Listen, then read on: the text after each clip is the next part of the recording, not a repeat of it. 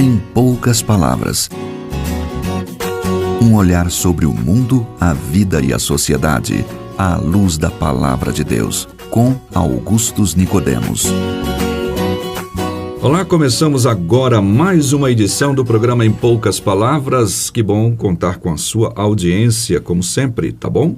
Estou aqui com você, apresentador do programa, Natsa Matias, e o nosso comentarista âncora, pastor Augustus Nicodemos. Como vai, pastor? Bem, Natsa, o programa de hoje é secreto, né? O assunto, né? Parece que é. É sobre maçonaria, não é isso? Então eu não vou poder nem fazer. A gente não pode falar muito, não. Nem o tema, né? Pois é. Nem tanto assim, né? Vamos lá.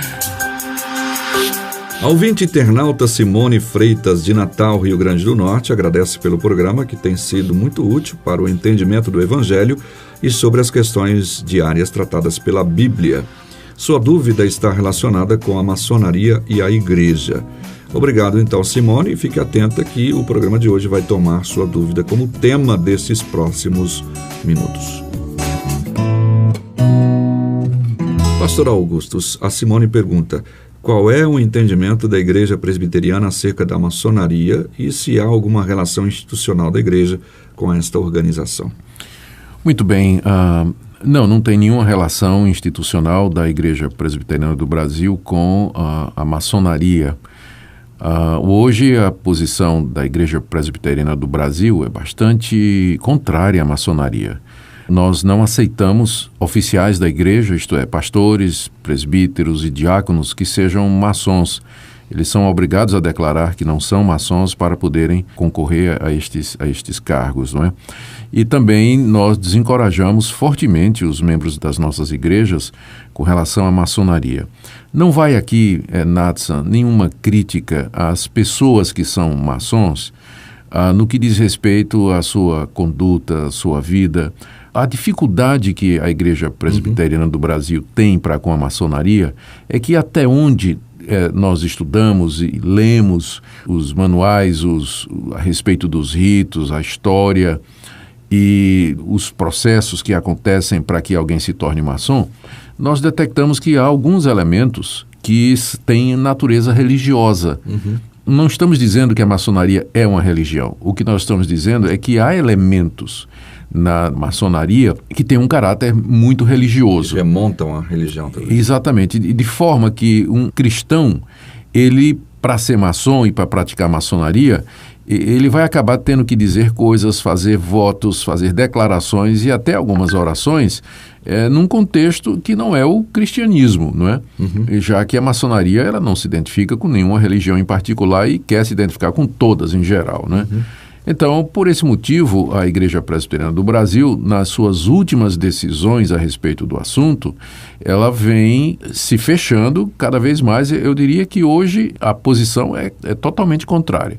Agora, essa decisão ela não foi tomada assim, de repente, mas foi um longo processo, porque na história da Igreja Presbiteriana do Brasil, daí eu acredito ter o motivo porque algumas pessoas ainda perguntam, né, a respeito da maçonaria na Igreja Presbiteriana. Houve uma época em que a maçonaria era permitida na Igreja Presbiteriana do Brasil, onde pastores ilustres, inclusive, né, presbíteros e altos dirigentes da estrutura da igreja, eles também eram maçons.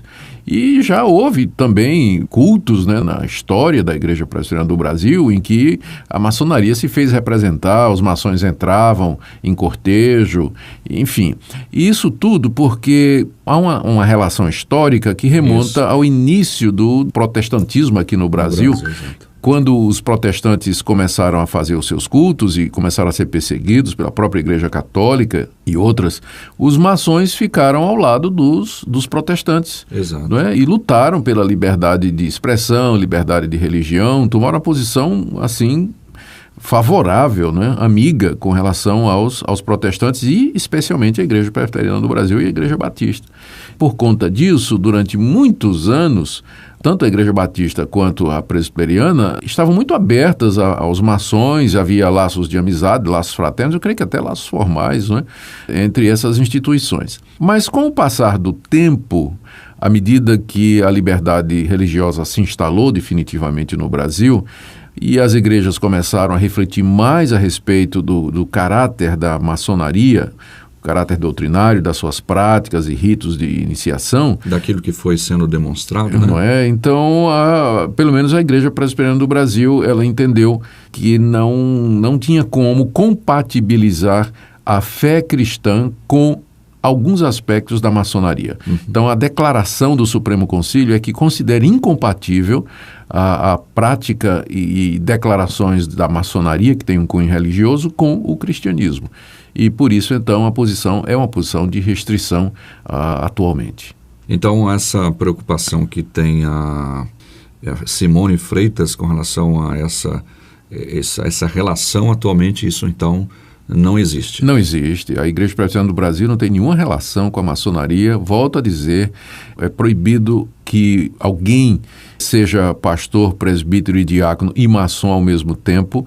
E embora essa proibição não exista com relação aos membros da igreja, mas a restrição é grande.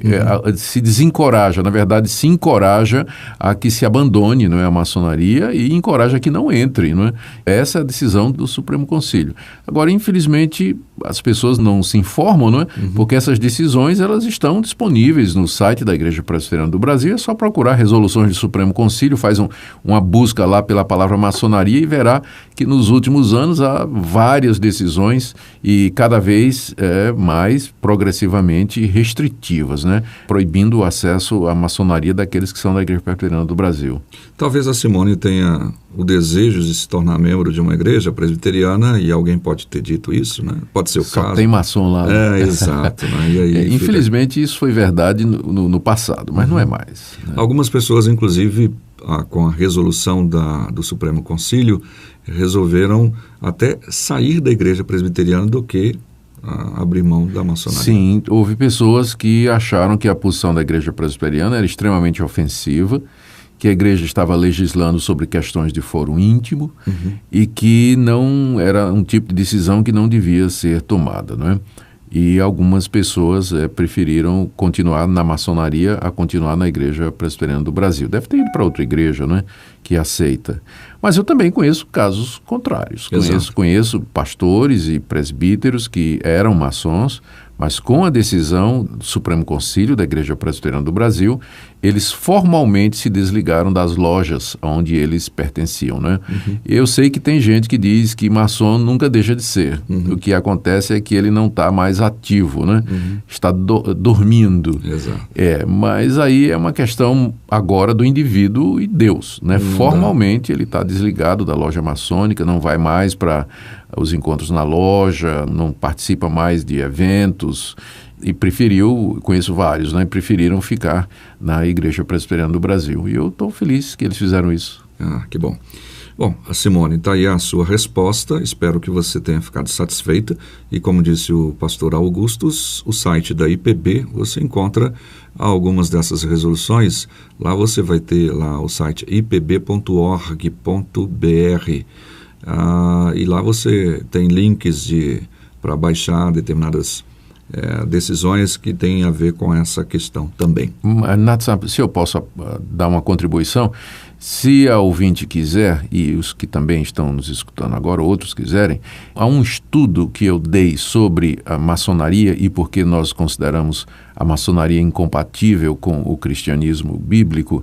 É só procurar na internet, procura Maçonaria Augustus Nicodemos e vai cair bem em cima de um vídeo, de uma aula de mais ou menos 1 hora e pouco, em que eu procuro explicar por que a Igreja Presbiteriana do Brasil tomou essa decisão. Pronto, tá aí. Então acesse, né, procure lá Maçonaria Augustus Nicodemos no YouTube. YouTube. Então tá bom, aí você vai encontrar mais detalhes sobre esse tema, porque em poucas palavras realmente não dá. Não dá.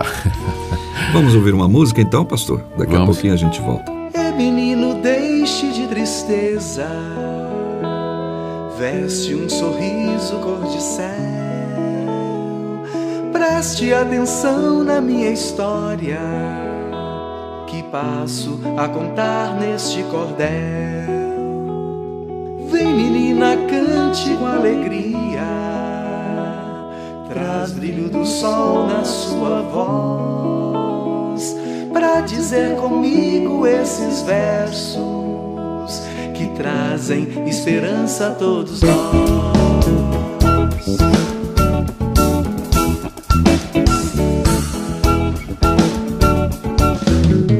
Ei, menino, deixe de tristeza, veste um sorriso cor de céu. Preste atenção na minha história, que passo a contar nesse cordel. Vem, menina, cante com alegria, traz brilho do sol na sua voz, pra dizer comigo esses versos que trazem esperança a todos nós. Minha vida era seca, sem graça e sem cor, meu coração trincado, endurecido, tava todo sem sabor. Até que ergui os olhos, fitei a imensidão, o céu se encheu de nuvem, relampeou e fez barulho de trovão.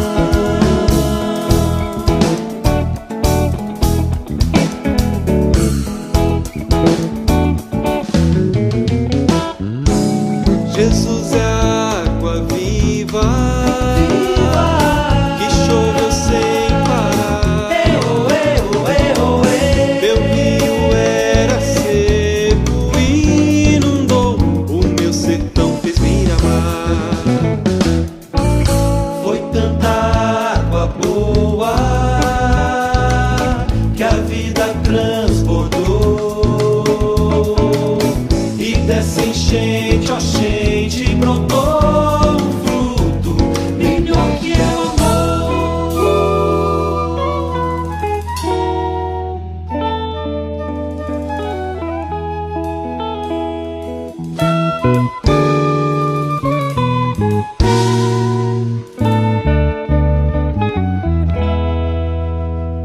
Seu menino, essa é minha história que eu contei aqui nesse cordel, da secura que se fez em cheia, da amargura que se fez em mel. Fale, menina, conta essa trova, anuncia pra todo lugar. A fonte que jorra água viva é a única que pode saciar. Jesus é a água viva, que choveu sem parar. Meu rio era seco e inundou, o meu sertão fez miramar. Foi tanta água boa que a vida transbordou, e dessa enchente, a gente brotou um fruto. Bem, chegamos ao final de mais uma edição do nosso programa Em Poucas Palavras, agradecendo a sua audiência, a audiência da Simone e de outros ouvintes de Natal, Rio Grande do Norte. Continue fazendo as suas perguntas pelo nosso WhatsApp, 62 81 17 2986. Um detalhe só, às vezes as pessoas mandam mensagem, olá, sou ouvinte e tal, é importante que você identifique-se, ou seja, você se identifique, coloque, eu sou fulano de tal, da cidade tal, porque às vezes a gente já pressupõe que o telefone vai identificar seu nome, a gente não acontece isso na maioria das vezes. Então coloque lá o seu nome, a cidade de onde você está falando e também a sua pergunta, caso queira. Pastor Augusto. Só agradecer a audiência dos nossos queridos ouvintes e rogar as bênçãos de Deus sobre cada um deles. Que Deus esteja com vocês. Até o próximo programa, se Deus quiser. Se você deseja saber mais sobre esse e outros assuntos à luz da Palavra de Deus, domingo às 9 da manhã ou às 7 da noite. Será um prazer conhecê-lo pessoalmente. Primeira Igreja Presbiteriana de Goiânia, Rua 68, esquina com 71 Centro. Fone 3213-3320. www.pipg.org. Em